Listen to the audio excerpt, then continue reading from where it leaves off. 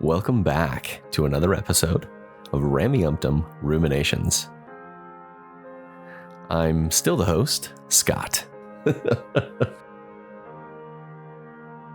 Today's episode is called An Agreeable Disagreement.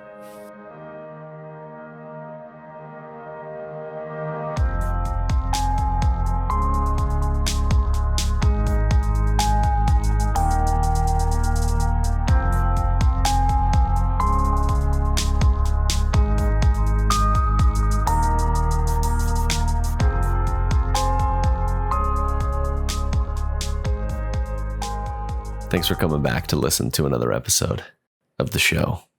If this is content that you enjoy and appreciate, please like it, subscribe to it, follow it on whatever podcast streaming app that you're using, and share it with a friend.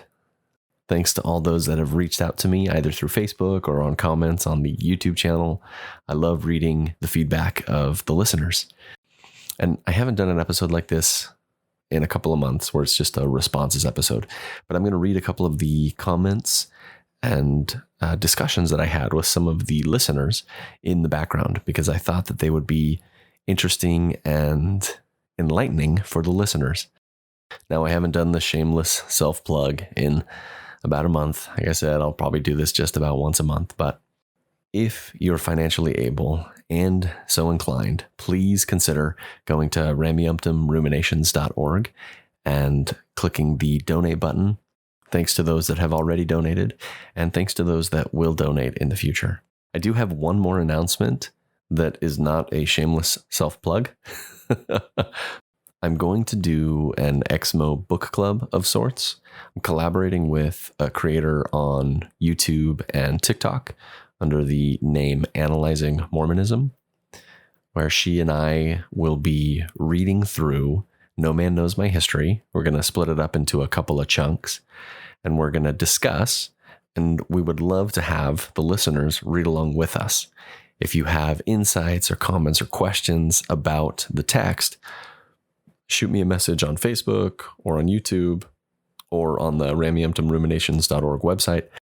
And let us know what your thoughts are, your insights are on the book, and we'll incorporate those into our discussion that we're going to have.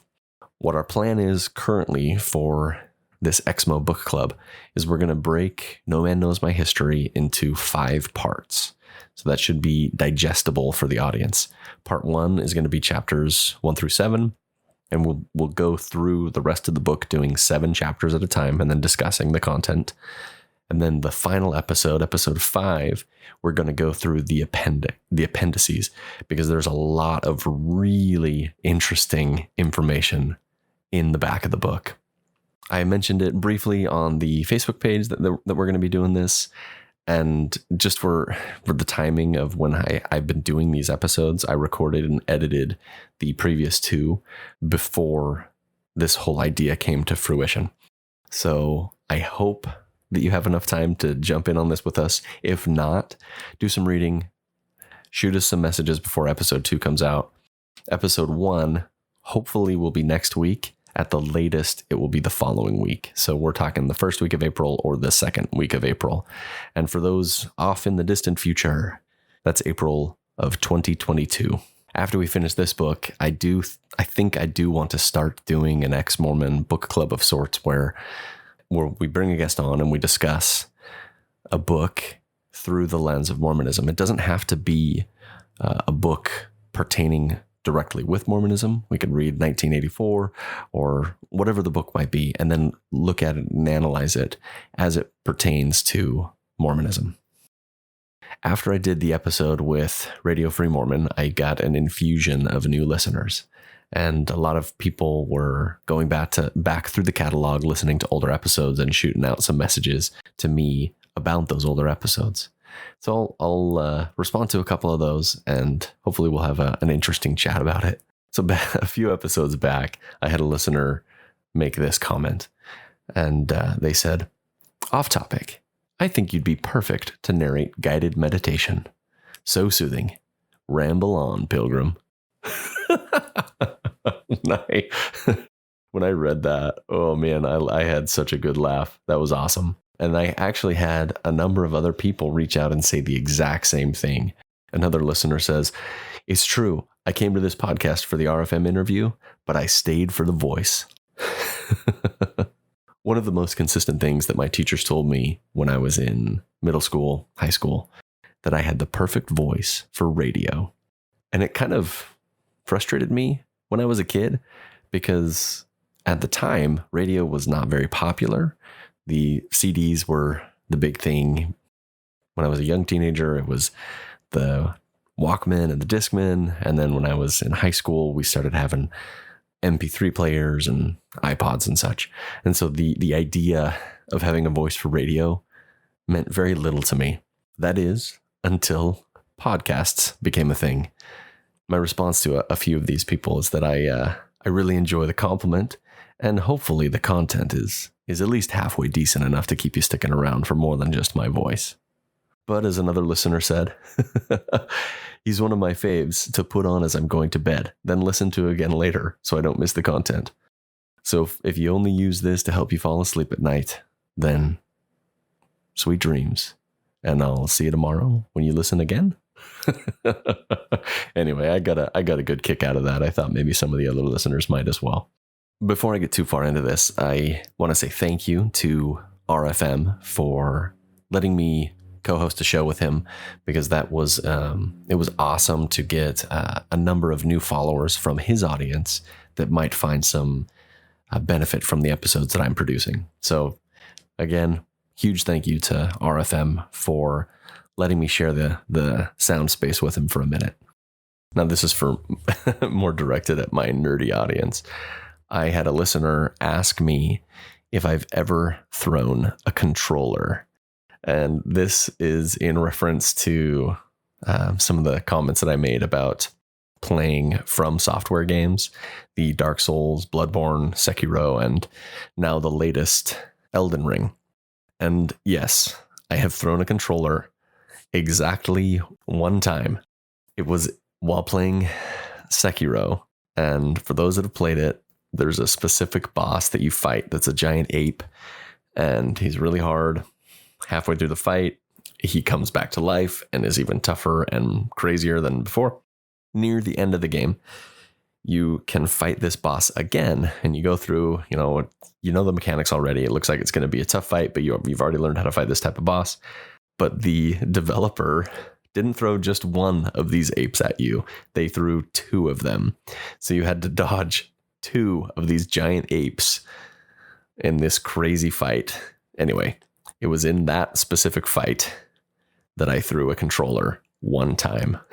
It didn't deter me, though. I did eventually go back and beat those guys, but I have never been more frustrated with a video game than I was at that one at that time. Now, this next comment that I want to read was actually a discussion that I had back and forth with a listener, and it was awesome. One of my favorite things that this podcast has exposed me to is people that disagree with me. I love talking to people who think differently than I do. And that doesn't mean I'm going to change my mind or that they're going to change theirs. But when I can have an open conversation with someone who thinks and looks at the world differently than I do, it makes my world a much better place. So this listener, he reached out to me after I did the episode 41, where I called it the 90 and 9. In that episode, I was kind of breaking down some of my thoughts and the questions that I had after doing the episode with Radio Free Mormon.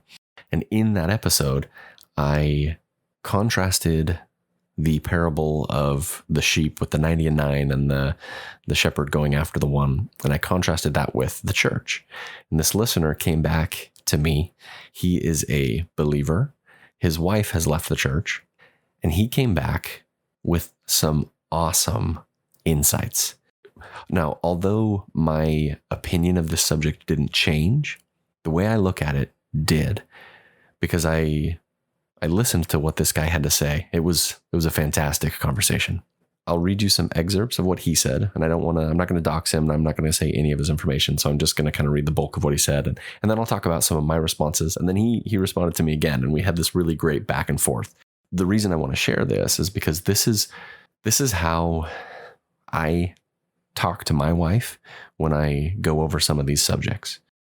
I don't talk to her with the idea that I'm going to change her mind or convince her to leave the church. I talk to her knowing that she's made her decisions and I've made mine. And we disagree, but we can talk openly in a way that's non-threatening, and we can come to understand our own views better when they're challenged. And sometimes when your views are challenged, if you're looking at them as unbiased as you can, you do have to change your ideas. Anyway, I'm ranting. Sorry. Let's jump into this. So here's what this listener said. He said, "First off, thanks for your podcast. I feel like overall you do a fantastic job of showing both sides of an argument and being open-minded and respectful." I'm going to skip a little bit. He talks about his personal situation with the church and with his wife. And skipping through that, he says, "I just wanted to offer a different view on your recent 90 and 9 podcast. I'm going to try and be brief in explaining my view as to not write a novel. In Luke 15, Jesus gives 3 parables. Now, when I did the episode, I did the Matthew version. Anyway, in Luke 15, Jesus gives 3 parables: the lost sheep, the lost piece of silver, and the prodigal son. The sheep is lost due to wandering, moving away casually, aimlessly, or unintentionally. The coin is lost due to neglect. The prodigal son is lost due to an intentional choice or decision to leave. Jesus gives examples of how we are to seek after these different types of lost things, people or sheep. I feel like in your podcast, you used examples of how the Church of Jesus Christ of Latter-day Saints approaches those who intentionally leave the church, as did the prodigal son, and contrasted that with how Jesus taught we should approach recovering those who have wandered away unintentionally, for example, by becoming lax in their convictions to keeping the commandments, as opposed to those who have made a conscious decision to leave the church. I think the way the church teaches how to approach those who intentionally leave is more in accordance with how the father of the prodigal son waited, did not go after, patiently, and finally ran when his son was already on his way back, but still a far way off. To be fair, you made some good points, and there are definitely examples of things that have been said over the pulpit that could support the point you were trying to make. But I feel like the overall point that the church doesn't teach recovering lost ones the same way Jesus does was a little unfair, as I believe the church teaches exactly, maybe with some exceptions, what Jesus taught, if you apply it to what I believe is the correct parable for the situation. If you disagree with my reading, I'd love to hear why and get a better understanding of your interpretation." Now, I responded to him, and I'll read you my response in a minute here. I love the opportunity to find out that I've been wrong. He pointed out a clear mistake I made in this connection, and it allowed me to have a good discussion with him and then alter what I had said a little bit. Here's what I said. "Hey, thanks for reaching out. I love hearing other people's ideas and interpretations. I try my hardest to keep an even tone and respectful attitude towards believers. I wanted to create a space where a non-believer could share my content with a believing friend or spouse. I'm never afraid to be wrong or mistaken. I'm glad you offered a better parables to compare with a member who has left the church.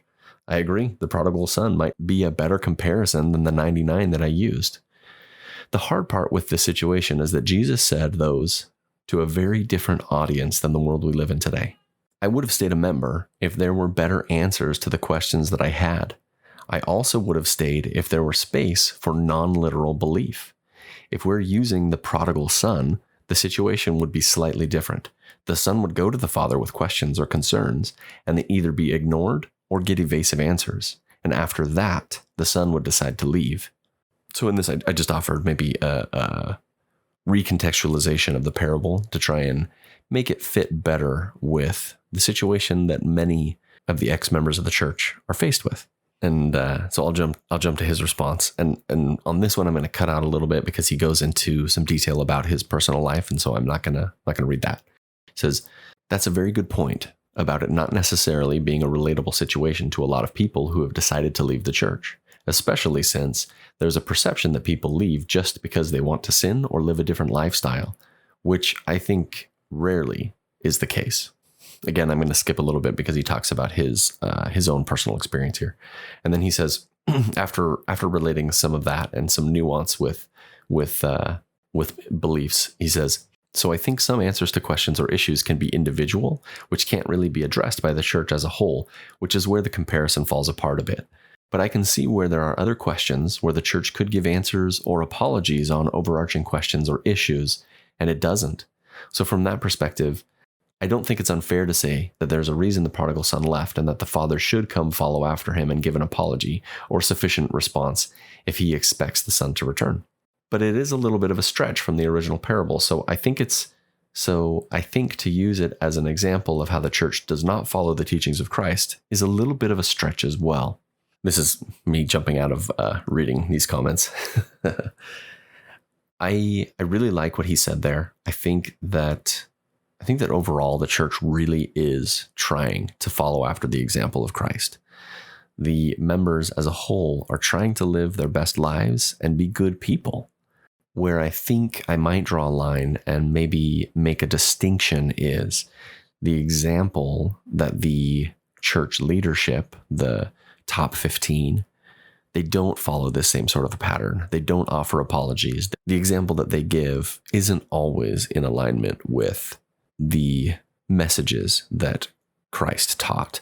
And I could go into a number of different things. I could talk about the billions of dollars. I could talk about the racist doctrines in the past. I mean, we could cover a number of different things. And they have been at length on a number of different podcasts. I'm not saying this to say that these are bad people, but until an apology is made, until some of these errors in the past of the church are adequately addressed, they're going to be skeletons in the closet. It's impossible for the leaders of the church to teach the members to apologize and to make restitutions when they do something wrong, when they're not exhibiting that same sort of behavior. If the top leadership wants the members to follow their example, the example they're giving is obfuscation. But I'm going to step back from this assessment a little bit as well and say that these unhealthy systems weren't created by these top 15. They were inherited by them. They were given to them by the previous leadership. And so breaking the mold, changing the status quo is going to require sacrifice on their part as well. And until they do it, I don't think that their example is in perfect alignment with Jesus Christ. Now, again, I'm going to step back and put another stipulation on this. Nobody on this planet is perfect. On one hand, to put an expectation that the prophet is going to be perfect always is silly. So I recognize that this ideal of living a perfect life and being the perfect example isn't something that's possible even for the prophet of the Church of Jesus Christ of Latter-day Saints. But I did expect them to be good and to be good examples. For me, they exist in a much grayer area than I would expect for someone who professes to speak in the name of Christ. Maybe this is me being a little bit more direct than I normally am, but it's hard for me to look at all the facts and make a different assessment. Now, what I loved the most about this interaction with this gentleman was that he and I came to different conclusions. We both made concessions. We changed the way we looked at things. And we both walked away with largely the same ideas that we had in the first place. But we had a great discussion. That's the pattern that I've tried to emulate when I interact with my friends and family. When I first deconstructed, I tried to force facts and opinions down my wife's throat, and I tried to make her come down this path of religious deconstruction with me. But that didn't work. It only pushed her away and put a strain on our relationship. But when I approached her with the idea that I wasn't trying to convince her, but I was just trying to have an open conversation, we suddenly were able to talk about things and have really uncomfortable conversations for both of us and come away from it loving each other even more, even though we disagreed. And it really turned into a beautiful thing. Sorry, I was rambling there for a sec. The next thing that this gentleman said was, I really appreciate your open-minded approach. I've tried having conversations with several different people on some of the difficult topics, which lead to a faith crisis and some morality questions, and everyone who's still in the church gets way too defensive. And my friends who are not members don't really get a lot of where I'm coming from. So it's nice to have someone who gets where I'm at, but has an opposing view. We discussed a little bit and, chatting back and forth a little bit. And then he says this, I got a good chuckle out of it. He says, I promise this is not me trying to missionary you back in or anything like that. I just feel like we think similarly and could have some really good conversations. Well, and I definitely agree. It's really hard to find someone who is okay to have their ideas challenged and confident enough to discuss them openly with someone who disagrees with them. Both inside the church and outside the church, there is a tendency to dehumanize or other someone who thinks differently than you. For those that are in the church, they dehumanize those that have left by making a caricature of the reasons that they left.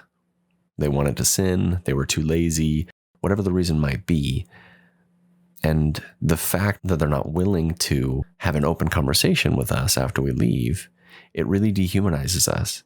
No two people think the exact same way and left the church for the exact same reason. And then, this is where I'm going to challenge some of the listeners. The same goes on the flip side. Oftentimes, when we discuss believing members of the church, we dehumanize them and make caricatures of them with the way that we describe them as blind sheep and some of the other words that we use that might be offensive to someone who believes. But when we can firmly ground these conversations and humanize this person who disagrees with us, then we can have an awesome dialogue.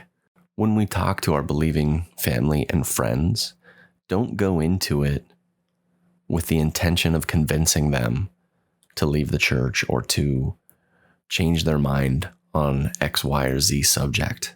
Don't dehumanize them or characterize them as sheep without the ability to think.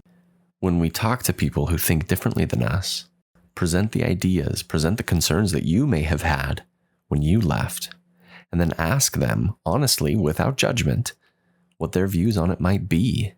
So what I'm asking for in this is perhaps that we give the same nuance and compassion to our believing family and friends that we wish that they gave us.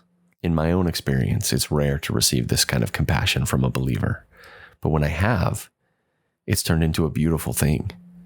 One of my closest lifelong friends, when I told him I left the church, he looked at me kind of shocked. He didn't really expect it. And then he said, okay. And we kept talking about whatever nerdy thing we were talking about. Probably whatever video game we were playing at the time. In all that we do, we should try and humanize other people as much as we can.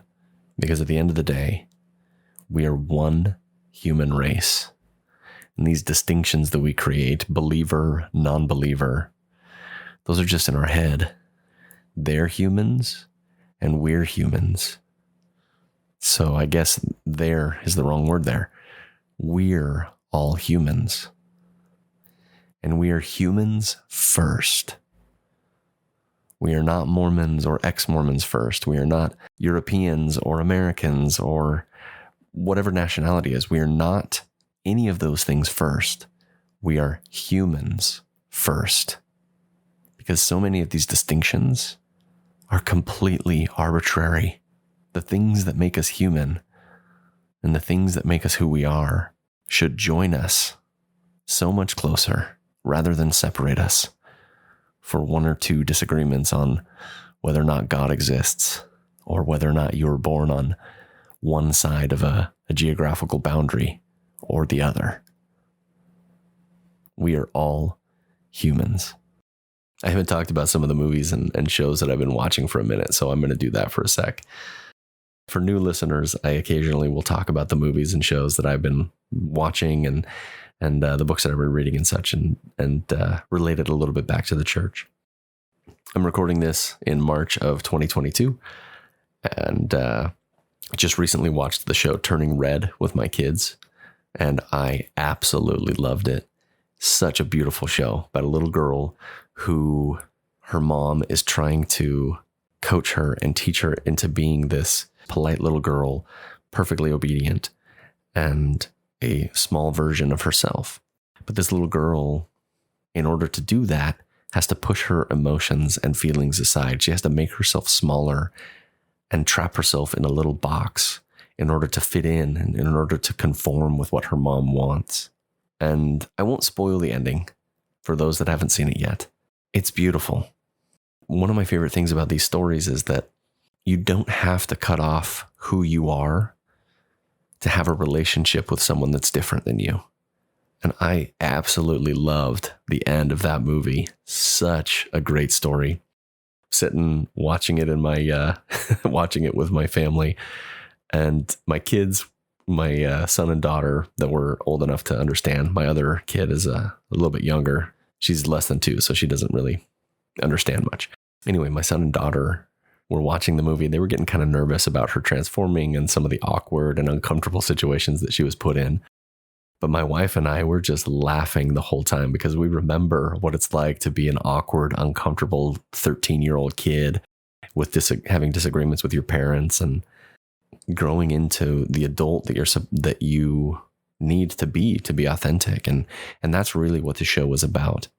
Learning to be yourself unapologetically, but then also recognizing that being yourself doesn't necessarily mean that you have to cut off those that are different from you. Such a beautiful movie. I loved it. In tears by the end. I'm a crier. When I watch a movie, I do tend to cry because I get really emotional. The reason that stories like this touch me so much is that it's almost a spiritual experience. It's me recognizing this humanity and the same story that we all experience, these same emotions, these same feelings that we all go through. Seeing them played out on TV or in a book or wherever it is, they touch me and they move me in ways that the scriptures never could. Anyway, I'll quit rambling about shows. So if you haven't watched it, go watch it. Great little movie. It did spark some interesting conversations about puberty with my kids. My son is about 9 right now, and my daughter is 6. So we had a chat with them about the changes that will happen to their bodies when they're a little bit older. And that was actually kind of a fun conversation, because they're nervous about some of the things that are going to happen, scared about some, but also excited about some of the others. I also watched Batman, but that one doesn't really relate to the church. It was awesome, though. I loved every minute of it. Such a cool take on the superhero. Thanks to those listeners that have reached out to me. I love interacting with you guys. I love having conversations about some of the things that I've talked about. I love learning from you because I don't profess to have the answers or all of the knowledge about any of these things. I've been wrong so many times in my life. Been wrong about big things. And I'm not afraid to be wrong again and to have to relearn things all over again. The skills that I learned while deconstructing religion will stay with me for the rest of my life. My goal is to continue to use those skills in every aspect of my life, to understand who I am better and to understand the systems in place around me. Anyway, I'm rambling. Thanks for listening to the episode today. I hope that you enjoyed it. Occasionally I will do episodes like this where I read some of the comments and talk about some of the interactions that I've had. I've done full episodes that are just responses to some of the listeners, and those have been really fun. So if you ever have a subject that you want me to talk about, or if you have a question, or if you think I'm wrong about something, reach out. I'd love to discuss it with you. So while you're listening there on the app, go give it a like, give it a subscribe. Make sure to leave a review wherever you find yourself right now. After doing that subscribing or liking and rating and all that, wherever you find yourself. I hope that you have an excellent day.